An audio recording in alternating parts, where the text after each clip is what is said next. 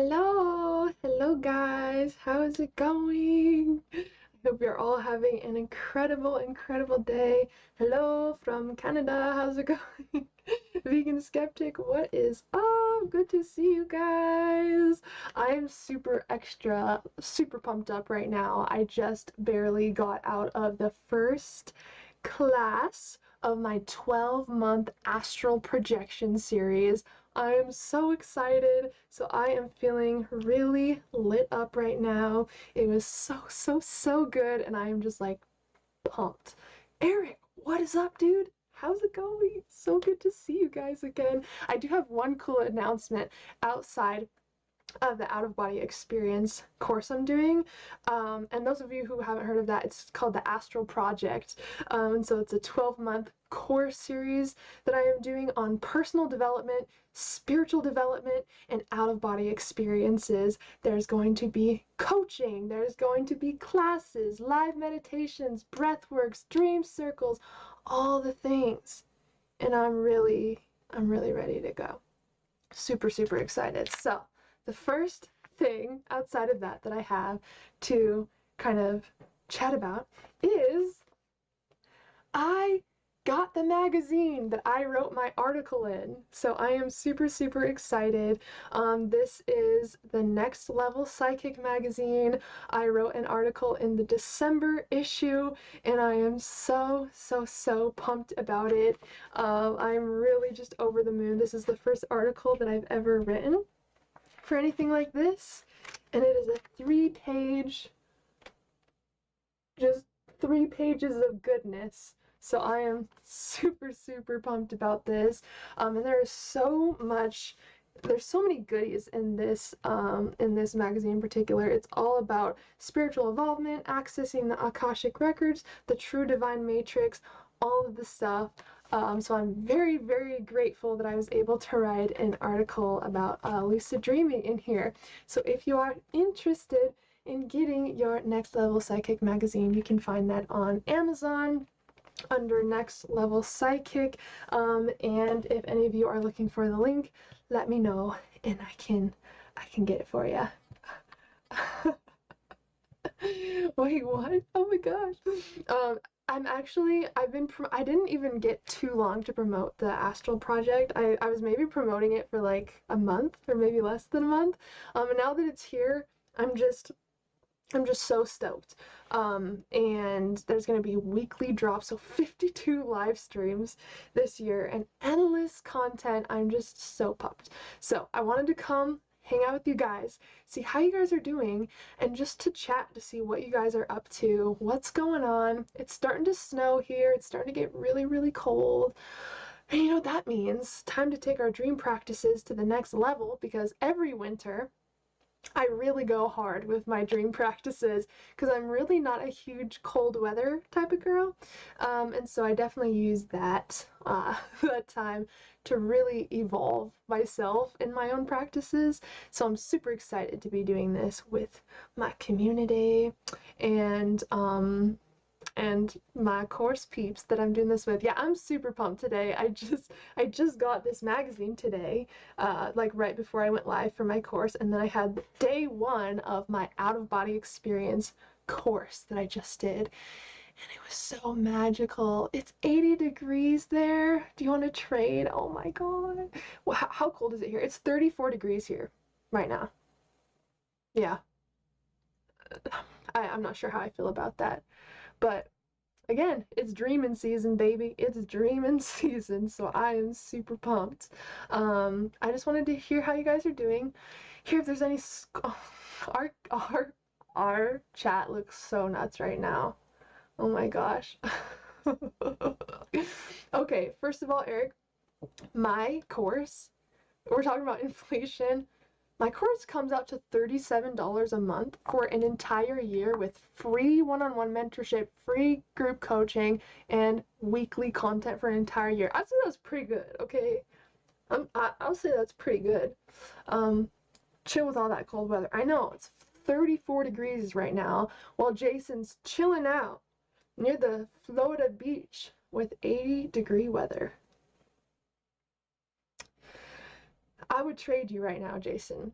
And didn't you say you've never seen snow in real life? Is that what you said, Jason? I remember you saying something about snow that just like blew my mind. I think that it was you've never seen snow in person, or it's been a very, very long time since you've seen snow. Clarify for me. Let me know if I'm on the right track or not. Let me know. I tried buying the magazine, but it made me go to the Canadian store, but then it said it couldn't ship to my location. What? Let me see. One sec. 1 second. Because it definitely, you're in Florida, it should for sure be able to. Should for sure let you do that. Alright. I will post the link right now. We'll see what happens. Alright. Where are you guys? Cool. The link is too long. Okay. 1 sec. Let me shorten this link for you guys really quick. Because it definitely should let you purchase that, especially since you're in Florida. How are you guys' dream practices going? I'm really, really ready for some out-of-body experiences.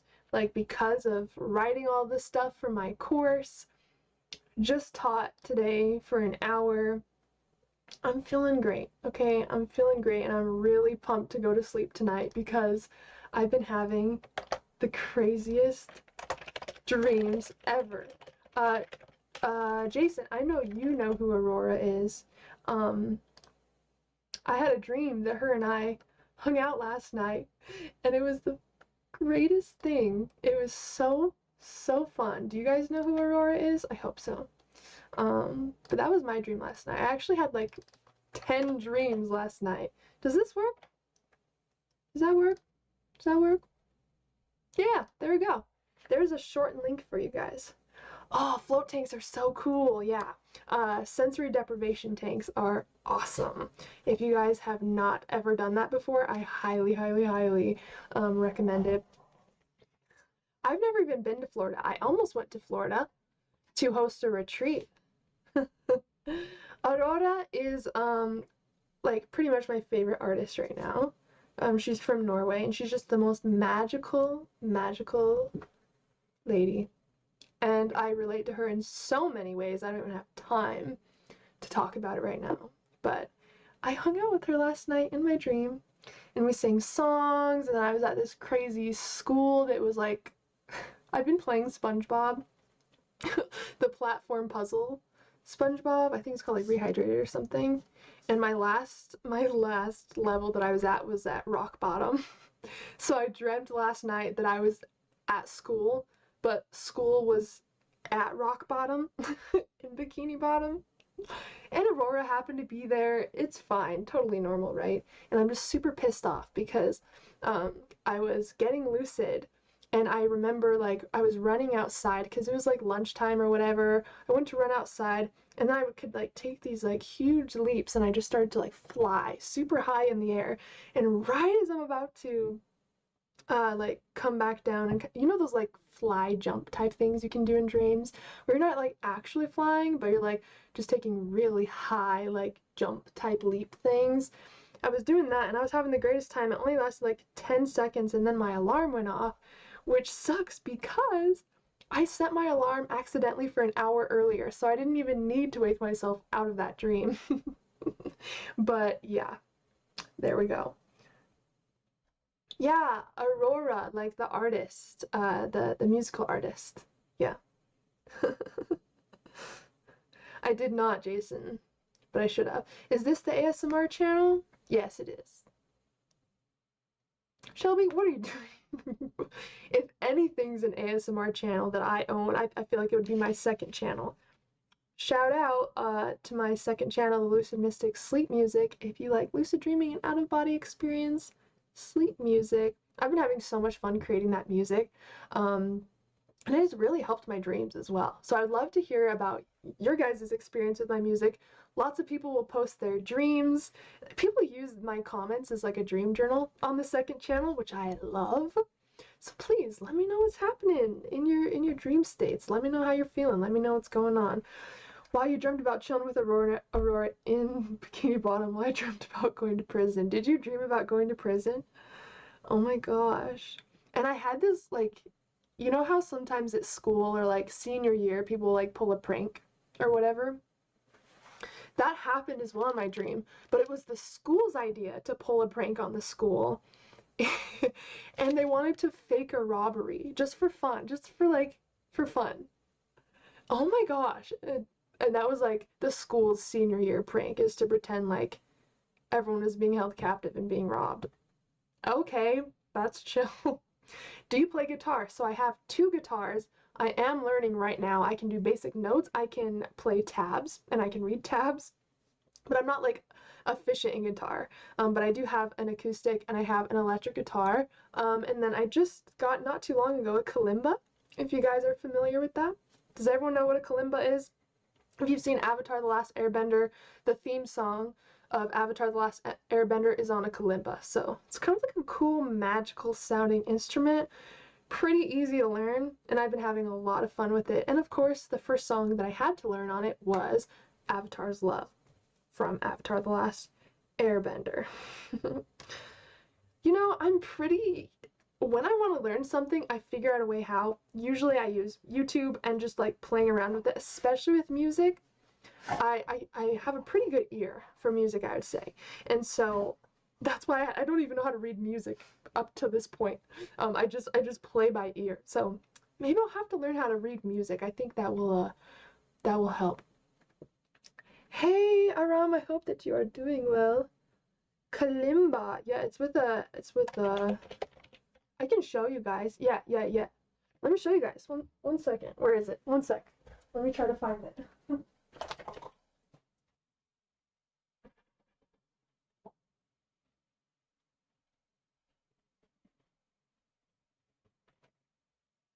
Okay. Also, look how long my hair is getting. I don't even think I can show you guys. Look at this. I don't know what to do anymore. Yes, Juno, that is true. Anyways, decided to try to have my hair down today. It's a little bit chaotic. Yeah, diaphragmatic breathwork as in like neurodynamic breathwork and holotropic breathwork. Look at this. Then I put little stickers on it to help with the notes.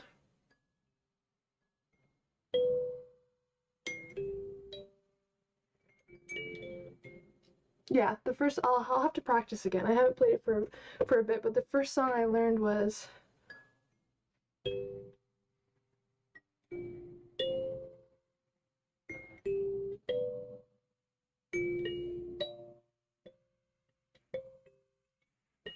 wait.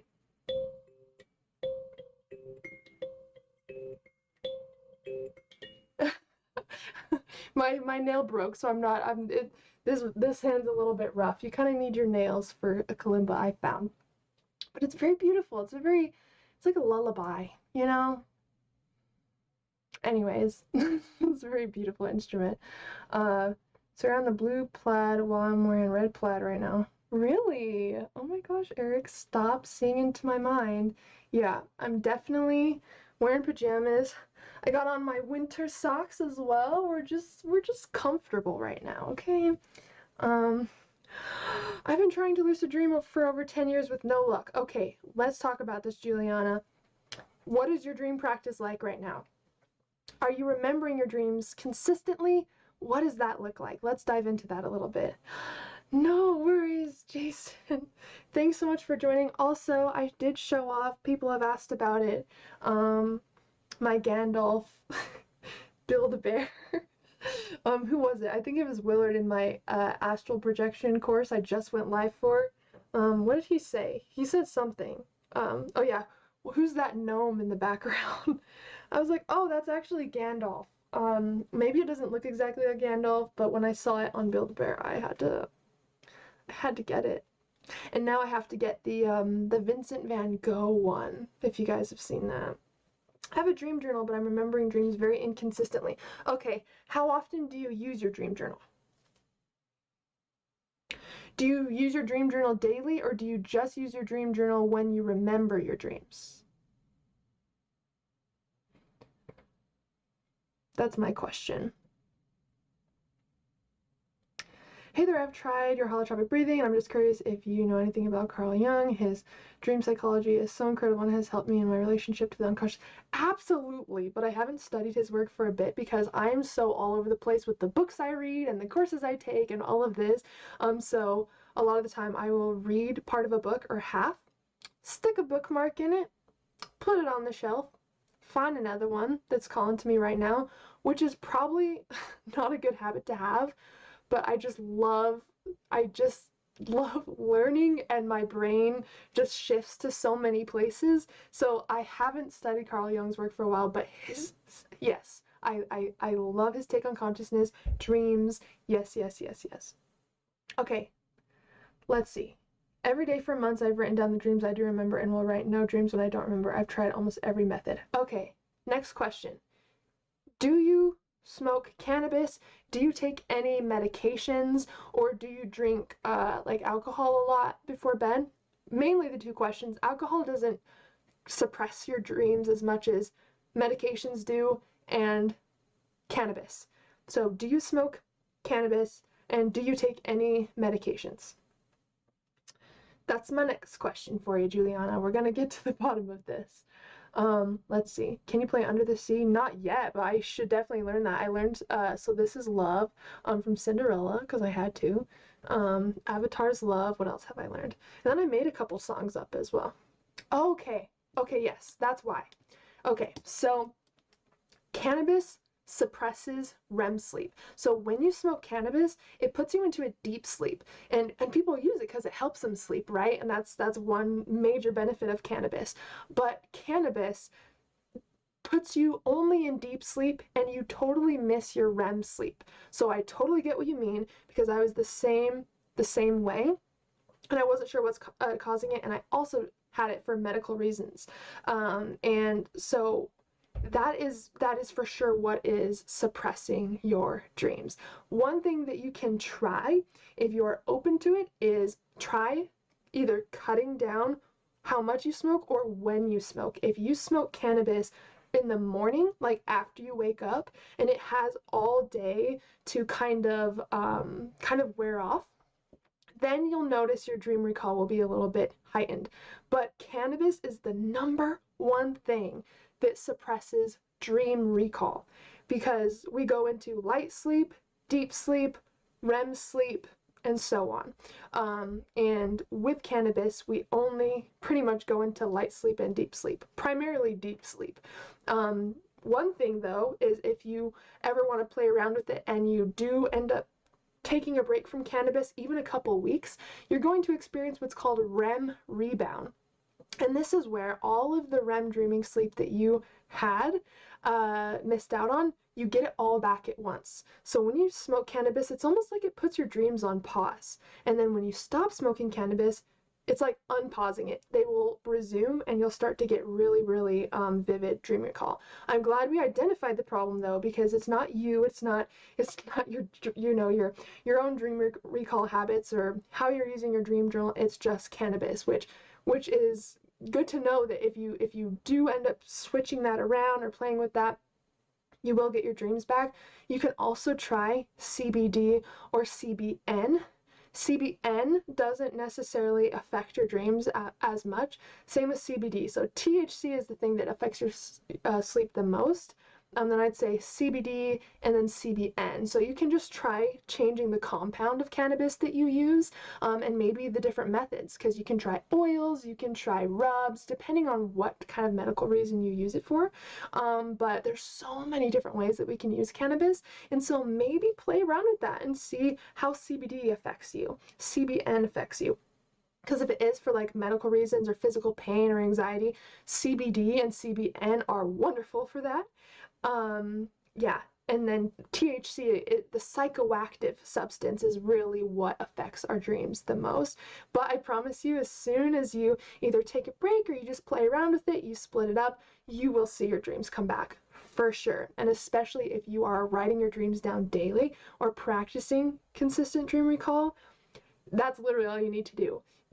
The key, the foundation to remembering your dreams is writing your dreams down every single morning, just practicing that. And then as you fall asleep, tonight I'll remember my dreams. I have excellent dream recall. That is the line that really does something to my subconscious. And even if I have a period where I'm not really remembering dreams, just repeating that a few times before sleep, I notice that I actually start to remember more dreams. And your brain only wants to do things that it thinks is valuable to you. If we're supposed to do something, but we like think that it's a chore, or we like kind of resent it or resist it in a way, the brain thinks it's helping you by keeping you away from it. So that's why some people who like don't want to write down their dreams, they're like, oh, it's such a chore. Their brain's like, oh, we hate this. Okay, I'm gonna keep us away from it. I'm gonna lower the dream recall. That way we don't have to write anything down. The brain's trying to help us, but it's just because of how we associate certain tasks. That kind of determines if we're able to advance in it, or if our brain's going to try to keep us away from it, if that makes sense. But yeah, I hope that helps. But yeah, just repeating, I have, tonight I'll remember my dreams. I have excellent dream recall. As you fall asleep, practicing writing your dreams down, and then just maybe playing around with how you use cannabis or what kind of compound you use. I think that will really help as well. Can you sing as well? I'm singing all day, every day. That is the thing that I do the most. I love to sing. I have wanted to sing on YouTube with you guys, but I'd have to write my complete own music, which I have done. But because of the copyright stuff, I can't even recite a song. I can't even sing 30 seconds of a song, or else it will get copyrighted. So singing is one of my biggest passions ever, and I probably was singing before I could even talk. Is probably true. So yes, I love to sing. I can't remember the last day I went without singing, and yeah. And I do live in an apartment, so I'm sure my neighbors love that. Love that. If I can recommend his autobiography, Memories, Dreams, Reflections. His insights were life-changing for me and ultimately what led me to finding your channel. Any words on trauma breathwork? Okay, wow. Thank you. I will definitely save that. I think that is actually in my, I think that's actually in my Amazon cart thing, that book. Okay, yeah, let me write that. Perfect. Okay, and then I'm gonna see your other question. Wait, let me get to that. Any words on trauma breathwork? Holotropic breathwork is incredible for releasing trauma, for releasing stress, releasing physical pain, and really purging the body. And for those of you who want a personalized guided breathwork session, I do offer guided sessions that I record for you and send to you via email. So if you prefer that over like a YouTube video that I posted on on breathwork or anything, just message me. I offer it on one-on-one Zoom calls, so I can actually guide you through a session live on Zoom, or I can send you a recorded session made for you that you can do anytime. But holotropic breathwork / neurodynamic breathwork, I'd say, has been one of the most powerful breathworks for trauma integration, for stress, for quieting down the conscious mind, overthinking, and even for sleep. So that's kind of the breath work that I do a lot. There's so many different types of breath work. I actually wrote, I'm doing a course on breath work called Breathe, and I actually have my favorite breath works written down in there. Okay, so these are the breath works I mainly do. I do alkaline breathing, breath of fire, nose only power breathing, Wim Hof breathing, nose alternate breathing, and shamanic breathing, and then of course holotropic breath work. Those are the main ones that I do. I know there's kind of a lot. There's some that you can do in literally like 30 to 60 seconds. And then of course holotropic breath work is really like a therapy session for the soul through breath. It's like 1 to 1.5 hours online, and if you're doing anything over that, I recommend having someone just support you while you do that session. So for me, for sessions that I do live with you online, it only goes up to an hour and a half, which is still a really good time to do a breathwork session. But recorded, so if I send you a recorded session for you, I offer 1.5 hour sessions and then 3 hour sessions. Again, the only thing with 3 hour sessions is just make sure that there's someone that can hold space for you, because 3 hour sessions you really go to a really deep level. So anyways, I hope that answered your question. That makes so much sense. I sleep a lot and it always feels like really deep sleep. Thank you so much for the advice. I love your channel. Of course, Juliana. I hope that helps you. If you have any questions or anything you need support on later or anything like that, please feel free to come back. You are always welcome here, and I'm glad that I could help in some way. Yes, on cannabis, you miss your REM sleep. You will not be able to remember your dreams, and if you are smoking, it will take some time to start dreaming again. I was working with people enough to tell you, but CBD might help, but no smoking. Yeah, the smoking part, I feel like definitely is the part that really messes with your dreams a lot. And if you just smoke, like, if you're not in your addiction cycle is what they call it, so if you're not smoking consistently, but it's kind of broken up, like maybe you haven't smoked for a week and you smoke that night or whatever, it's really not going to affect your dreams so much. It's just when you're in what's called the addiction cycle, where it's every day consistently, then you'll notice your dreams lessen and lessen and lessen. I would say on average, stopping smoking, it would take a week to 2 weeks to get your full dream recall back, which is really not that much time, but it's good to know kind of how long it takes. That way you can kind of prepare for it and, you know, play around with it. And like, I heard there's CBD bath bombs. Ooh, that sounds real good.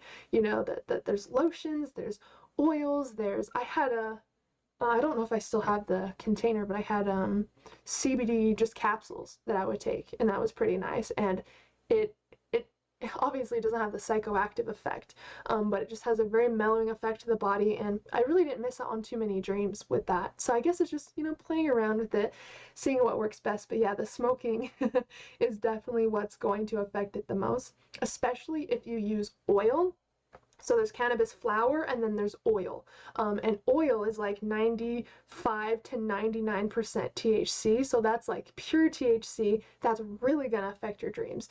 So flower is like a little bit less. That's like 25 to 27% THC, but that's definitely still enough to really impact your dreams. So yeah, I would just play around with taking oils, CBD, CBN, but THC is the dream killer, unfortunately.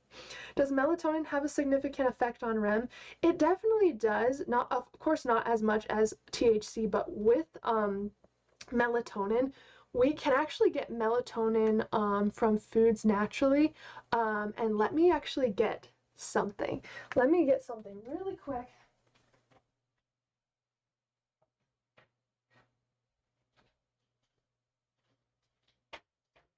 Okay.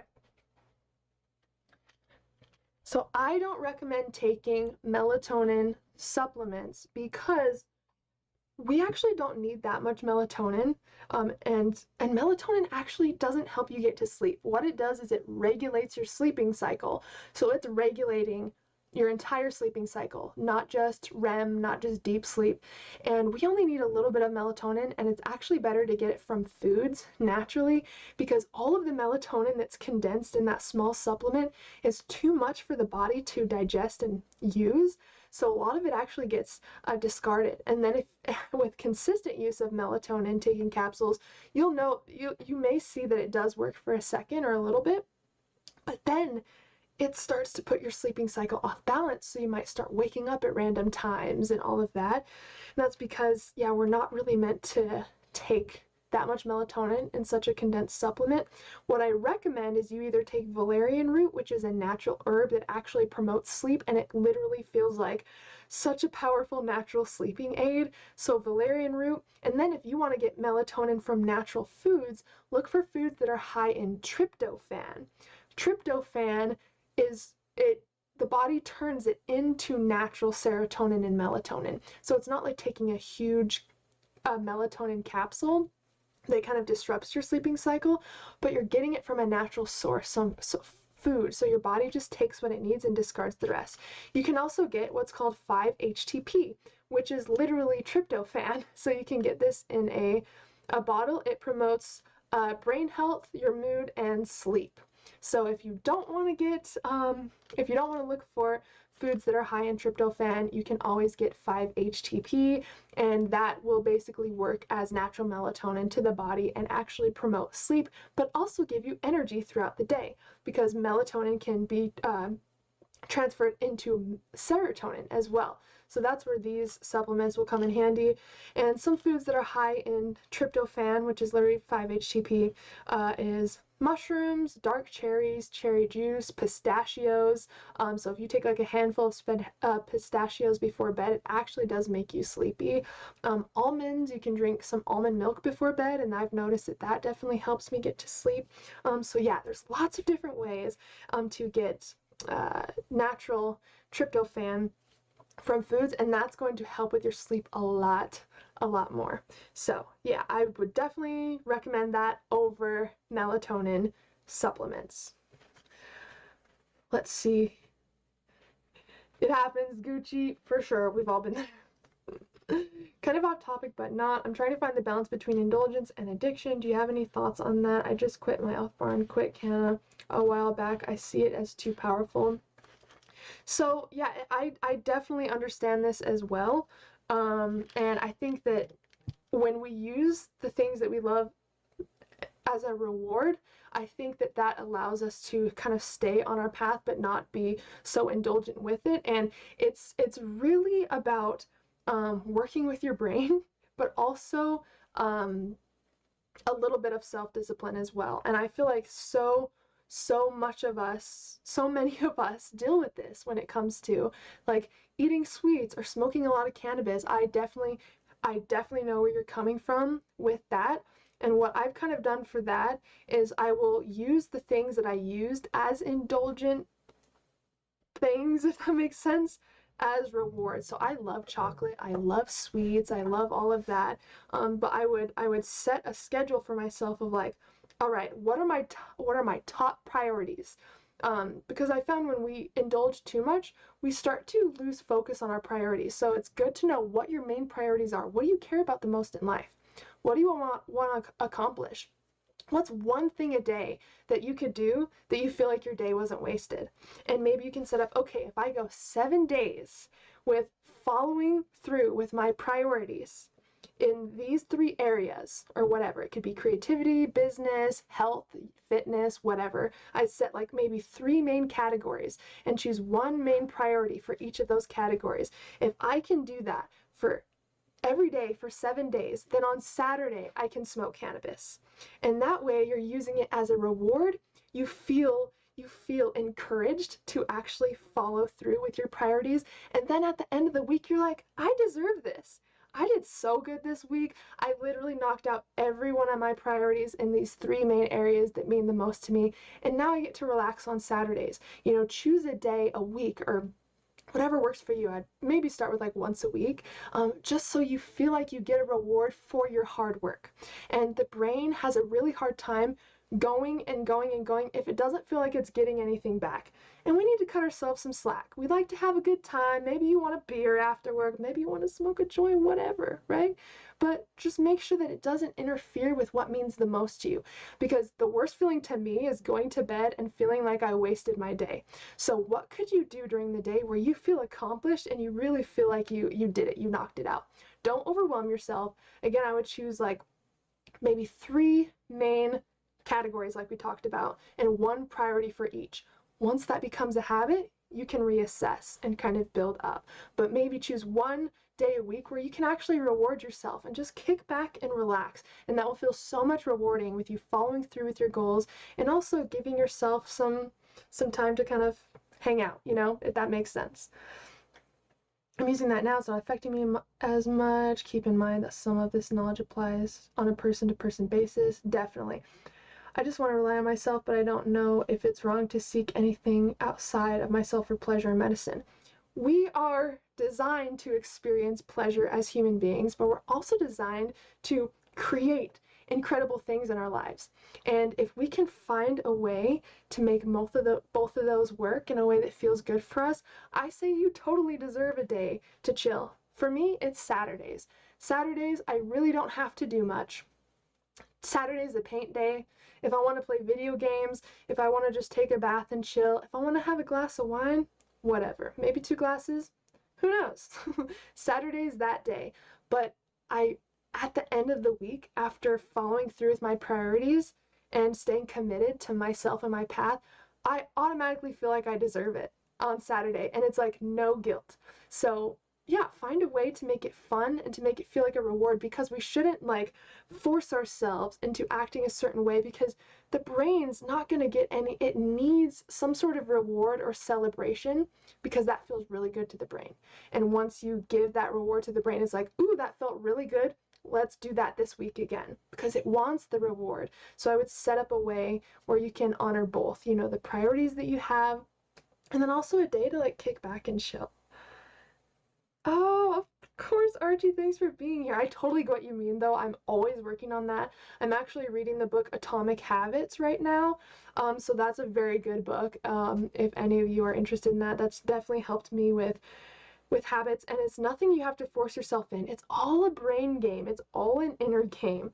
Like if we want to commit to yoga, for example, but we dread it in our mind, and we create a negative association with it, our brain's going to try to keep us away from it, because the brain has 3 main jobs: to reduce pain, to seek pleasure, and to be efficient. If it thinks there's something you're doing that creates pain, or it doesn't give you pleasure, or it's not efficient for where you want to go, it's going to do its best to keep you away from that. And that's what's called procrastination. Procrastination is not because you're lazy. It's because your brain is using procrastination as a form of stress relief. So if we can take the stress out of it and figure out what piece individually we're stressing about, and we can kind of tweak that, then we can create a positive association with doing yoga, for example, and then find a way to reward yourself after you commit to that. So it's a little bit of working with the brain, finding a way how to celebrate and reward yourself, and also practice self-discipline in little bits throughout the day. So I hope that helps. I do not go to the gym. I work out in my house. That's definitely the best for me. I just do like yoga, Tai Chi kind of stuff, power yoga sometimes, planks, push-ups, all that good stuff that I can just do in the comfort of my home. So I do all workouts here. You too? Sweet. Yeah, it definitely works best for me, for sure. Yes, yes. So let me know how that works, and if that, if that works for you, because I found without a reward system, your brain doesn't know when you're hitting a goal. You have to let your brain know once you've hit a goal. And I'm the person that I will accomplish something super big. Let's say I just launched a course, which I did, right? But let's say that I didn't take time to notice it or acknowledge it at all. My brain's going to keep going, being like, when are we getting to the goal? Like, when have we made it? Your brain doesn't know unless you tell it that, yes, we're going to celebrate this. This is a huge win. Here's a reward. Your brain needs that reward. Your brain needs something to know, like a celebration in whatever way, to know that it made it.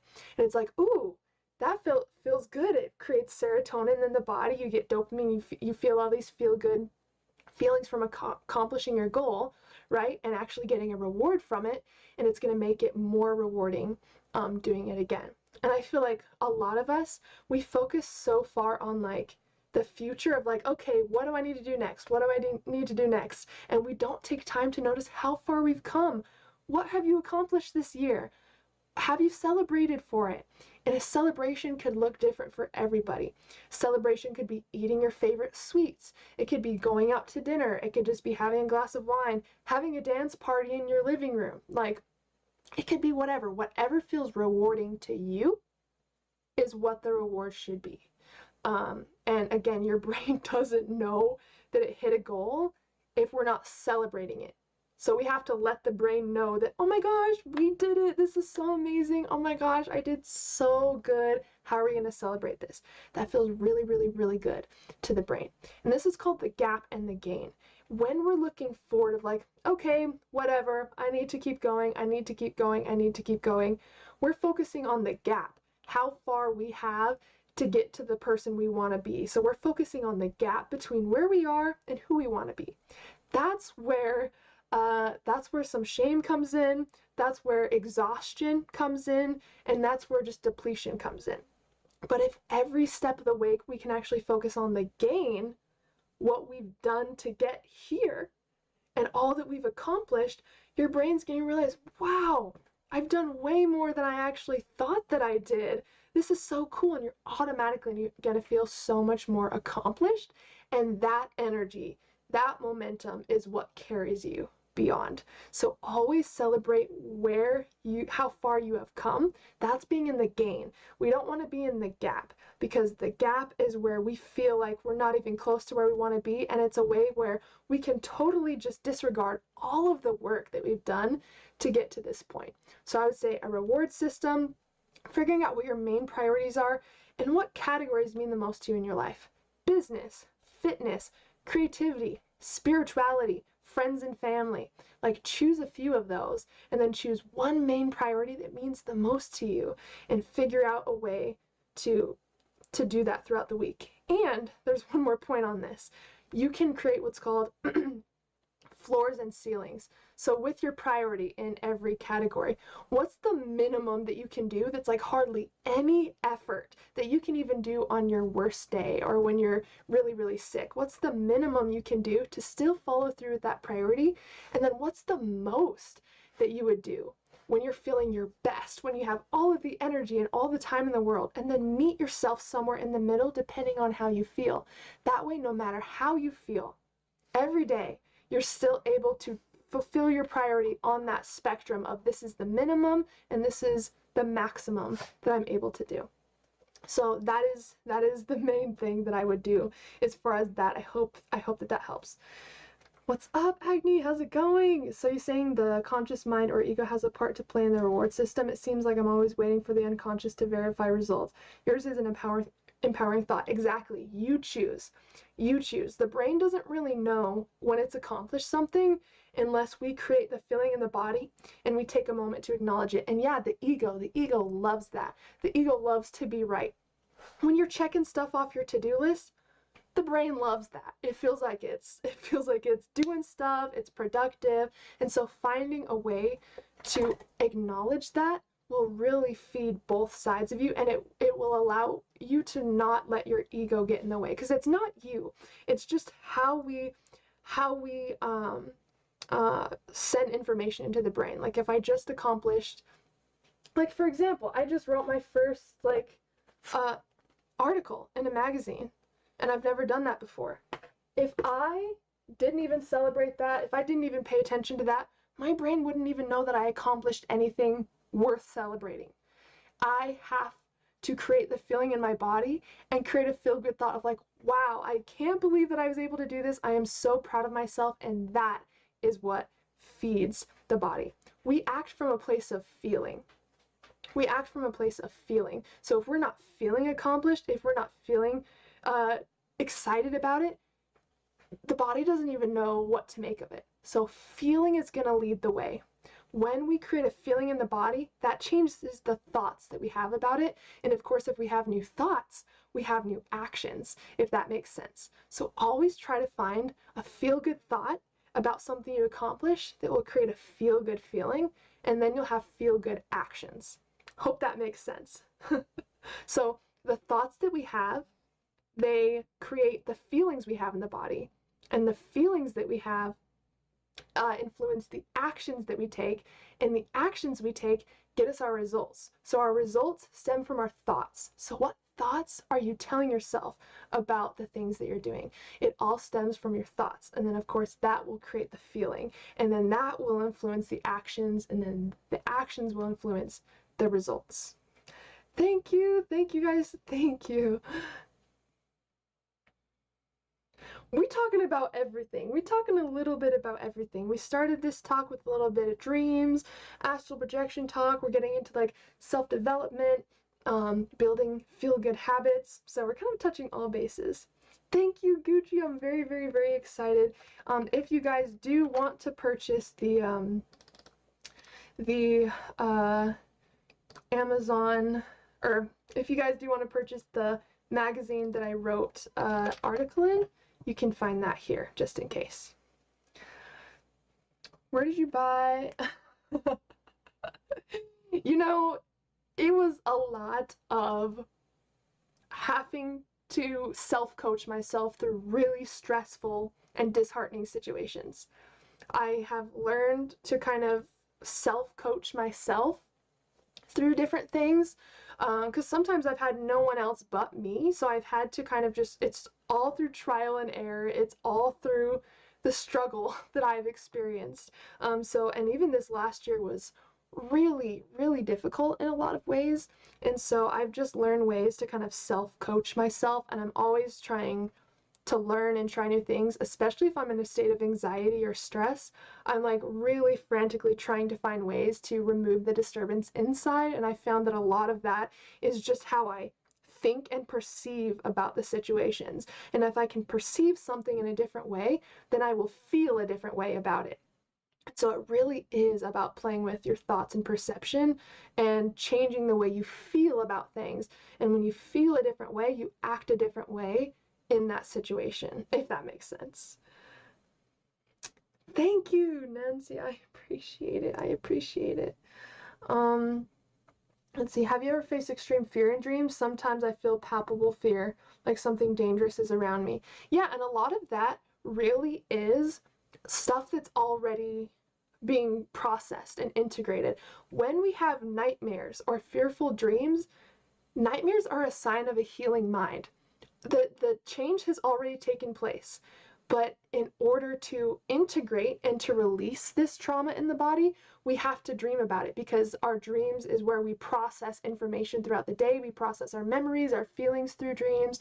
And so if you're ever having a nightmare and you just want to wake up and never think about it again, unfortunately, that's suppressing that back into the body. And that's why some of us can have recurring nightmares, because we kind of refuse to look at what it's trying to show us, and we kind of try to run away from it. It makes sense. It's uncomfortable, right? And then the nightmare's like, all right, see you next week when we can actually do this work, right? And so the more we kind of push away uncomfortable experiences, the more experiences we have that are like that. So if you want to integrate your nightmare, what I would do is I'd write it down, and I know sometimes it's painful. There's some dreams that we have we don't ever want anybody to see, we don't want to write down, but make sure that this dream journal is just for you. You want to feel safe in your own space. You want to feel safe expressing what you experienced in your dreams. So I would definitely write it down, and then I would ask yourself, what is the main theme of this dream? What is the emotion present in this dream? And do I know anybody involved? Like, what's the meaning that I give that relationship to this person in waking life? And you can actually discover so much just from those 3 questions. Usually the emotion, let's say it's feeling trapped. You could probably tie that into somewhere in waking life, right? And then the theme, are you running away from something? Well, what are you running away from in waking life that has made you feel trapped? It's just putting together the little pieces. Just that awareness, just becoming aware of the nightmare and being willing to see it is enough to integrate it and release it. The nightmare just wants to be seen. The nightmare is your shadow self that has been denied, rejected, suppressed, and disowned. So if we can do the opposite and come at our nightmares with love and acceptance and curiosity and care, then that's when we can integrate that energy. That's when it can release. And you'll notice if you have recurring nightmares or uncomfortable dreams, just be willing to see them. Just be willing to look at them a little bit more closely and look at the individual aspects of the dream as far as the theme, the emotions, and the inner you will feel heard. That's all that it takes so much of the time. Like, nightmares are the biggest sign of a healing mind. And the most powerful dreams are the ones with the most energy. And usually those are nightmares, right? Like, what has more energy? Just sitting kind of like frolicking through a meadow in your dream, or like going through this crazy chase and like all of this nightmarish stuff happening in the dream. That definitely has the most energy. And so the dreams that have the most energy have the most potential. So remember that. If you ever have a dream that seems to have an insane amount of energy, that is the dream that has the most potential. And that's where you can integrate the shadow and kind of release that energy and actually get something positive from it. Oh, Archie, oh my God, thank you. You're awesome. I'm sure you'll be in many dreams tonight because you're saying, oh, guys, someone just told me not too long ago that I appeared in their dream, and I said, hey, do you know you're dreaming right now? And I've heard that a couple times. So I hope that I'm in your guys' dream realms, like still doing this work because I truly feel like this is like my life purpose, doing this. So if I can even guide some people in their dreaming experiences as well, music to my ears. Oh, really? Of course, Archie.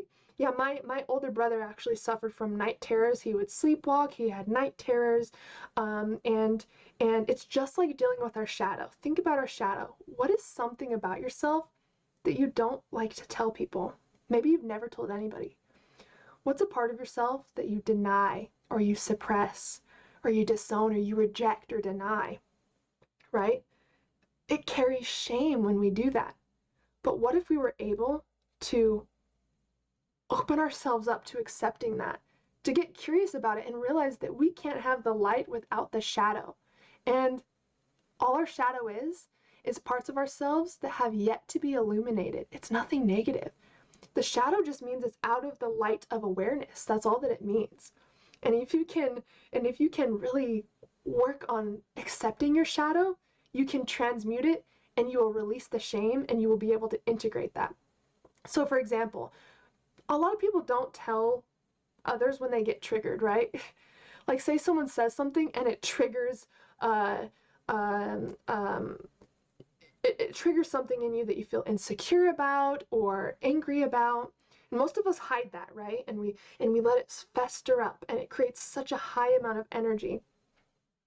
But what if we just made humor out of it? We brought it to awareness and be like, oh my gosh, you saying that actually triggered my shadow. Or like, you know, like especially finding people that you can be open with and kind of create humor around with parts of yourselves that you haven't talked about before.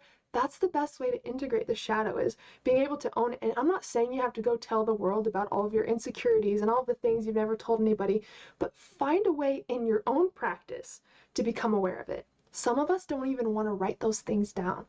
Like, what's in your shadow? What are things that you deny, reject, hide from the world? What are things you feel shame about? Some of us don't even want to write that on a paper. So, what would be the thing to do to integrate this? Write it on the paper. Follow the discomfort. Whatever your ego wants you to shy away from, you should dive into, because that's where the change is. That's where the potential is. And we can integrate all levels of ourselves to become the fullest being that we can. Accessing our full potential, I truly believe, comes from accepting and integrating all parts of ourselves. So just becoming aware of what that is more than half the work. The seeing is the doing. Remember that. The seeing is the doing. So you just being willing to see it and be aware of it is the work. Yes, I've been telling people when I'm triggered and it helps my awareness. Exactly. And you're removing the shame from it. If you're owning that, you're not rejecting it and denying it, right? And you're removing the shame from it if you're owning it in that way. So yes, I love that. And it's the hardest work sometimes to get comfortable with our discomfort. But imagine if you did that. Imagine if you weren't scared to feel anything. Imagine if you got comfortable with every uncomfortable feeling. Imagine how much your life would change. You wouldn't ever let feelings stop you again. Oh, you're doing a public speaking event. Oh, it feels a little uncomfortable. Before, you might have just ran away from it because of the feeling, but now you've learned to walk with whatever feeling you have. Seeking discomfort and expanding your comfort zone will allow you to be the fullest you that you can be. So wherever you feel like you need to shy away from, be like, ooh, the ego doesn't want me to go here. What's over here? Get curious, have fun with it. Be playful about it. It doesn't have to be serious. This experience is really just about evolving and growing and becoming. So have fun with it. And when you notice your ego is trying to steer you away from something, get curious about that and be like, what does the ego not want me to see over here? And I promise you, your whole life will change. Okay, let's see. Do you think there's a difference between the collective shadow and the Dell? As far as I can tell, the difference is conscious decision. So I believe that when it comes to the universe, I believe that we need both sides, but I don't believe something is good, something is bad, if that makes sense. We only define things as good or bad based on the meaning that we give it and our experiences that we have and what we've been told about it. And so I don't think anything's good or bad, it just is. But when something feels uncomfortable, we kind of label it as negative or bad. But I think that when it comes to the darkness or the shadow, it's really just the collective consciousness of, like, the collective consciousness's shame. I don't believe that anything negative or bad truly exists, if that makes sense. I believe everything just is, but we have to label things good or bad, this or that, so we can actually move through the experience as a part of our survival. So it's necessary to do that. But I think that if we can change our feelings and the meanings that we give things, our life can change. Because if you change how you think about something, you're going to change how you feel about something, and then you're going to change how you act in the world, if that makes sense. I wonder, Haylee, what happens after that integration? You remove the sharp negative feelings of it. When you integrate something, it no longer has a hold on you. I'd say, like, for example, like holding on to grudges, for example. Maybe you can't forgive somebody, and I'm not saying you have to. There's some situations where it's extremely hard to do that, but I want you to know that forgiveness is not about the other person. Forgiveness is about freeing yourself from the shackles that that situation put on you. That's what forgiveness is. That's what integration is. It is about freeing yourselves from the shackles that that person or that situation has put on you. So integration allows you to find peace and surrender in what felt painful and what created a big disturbance inside, if that makes sense. That's what integration does. Like, I've been working on integrating a lot of my childhood trauma, and boy, do I have enough childhood trauma to share with the world. And before, when I'd even talk about it, I would have anxiety attacks, I would have nightmares, I would feel uncomfortable in my body, I would feel not safe. But the more that I dove into this, the more that I really allowed myself to express the feelings that I had to suppress when I was little because it wasn't safe to express them, the more that I allowed myself to feel what I needed to feel and to change how I thought about the past. That's what helped me integrate it, and now I can talk about most childhood experiences without any negative disturbance inside. So I hope that helps. Oh yes, chaga lion's mane. Yeah, I actually have this mushroom tea that I have every morning that has reishi mushroom, chaga lion's mane. I can't even think of all the ones, but yeah. Yes, you want to become aware of what you're not aware of. That is how we integrate our shadow, because the shadow is just what's out of the light of awareness, if that makes sense. So if we can start to bring awareness to what is not illuminated, then we can completely transform our lives. So yeah, what do you push away from your awareness? What do you try to avoid? Where is there shame, if that makes sense? And I did do a class on this, Dreams of the Shadow. If any of you are interested, it's just $55 for the entire class. It's like a 2-hour class. There's, oh my god, probably like over 50 journal prompts and exercises that I've tied in there for shadow integration and shadow work. So if any of you are interested in that, just let me know. I have a ton of classes that tie in personal development with dream work, and that's one of them. I also teach you guys how to actually work with your shadow in your dreams, but also how you can do that work in waking life as well. So that was like one of my favorite master classes I've done. So if you guys have any questions about that or want more information on that, just let me know. Oh, Troy, how's it going? How are you? So good to see you. I can't wait to visit you in Canada, dude. Or you come here. Either way. Let's see. Okay, so it is in a Facebook group, so the original class was done in their own groups. I can send you the full class via email along with all of the exercises and the PDFs. So if you would like to sign up for that class or inquire about the other classes I have, here's my email. Many people have questions about this. The contact is included in the email. So the entire email is contact.thelucidmystic@gmail.com. Email me there. Oh, I guess it looks the same. Okay. Just copy and paste that full email. Email me there. And also, my email is also in like the About Me section and in the description of all my videos if you ever lose it or have questions.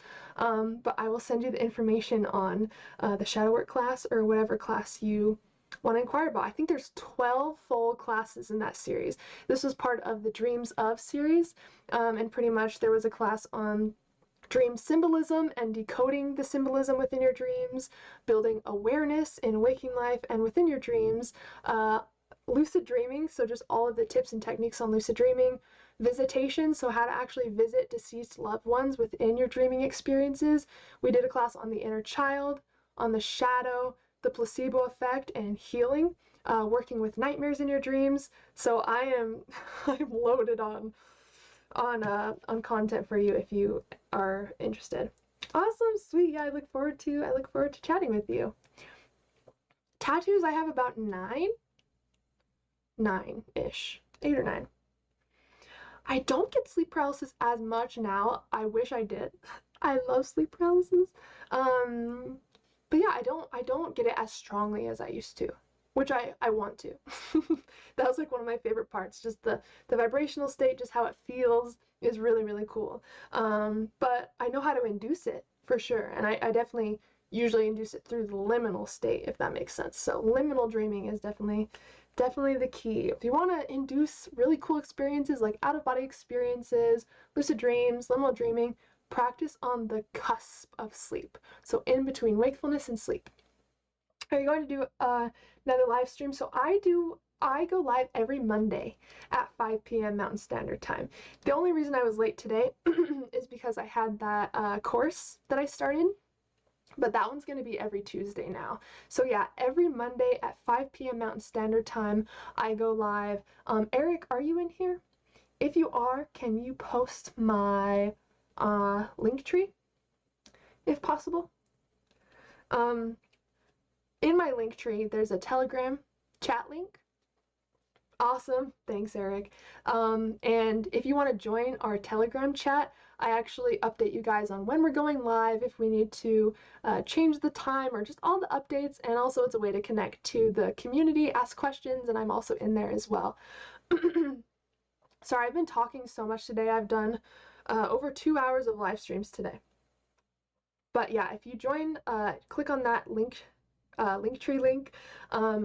Somewhere on there it will be to join the Telegram community chat, and that's where I'll update you guys on when I'm going live. But it's usually 5 p.m. Mountain Standard Time, Mondays. Yeah. So just click that link that Eric posted. Can we pin this? Oh yeah. We'll just have to pin this from now on. I didn't even think of that. Okay. So it is the pinned comment. You can access that link for pretty much all of my resources. And then of course there are a lot of classes that I don't have on my course website. I'm actually getting my official website built right now, which I'm super stoked about. So soon all my stuff is gonna just be on my website. But the link tree will have most of my resources, and then I am very easy to get in touch with.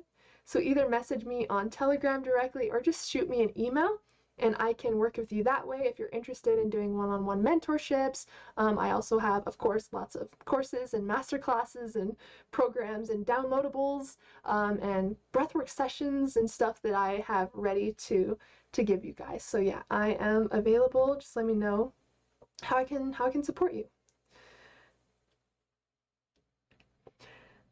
I'm not sure if I have. I don't think so. Datura? I don't think so, yeah. Almost too easy. I hope so. Guys, this was so fun. I'm so glad that I got to go live today.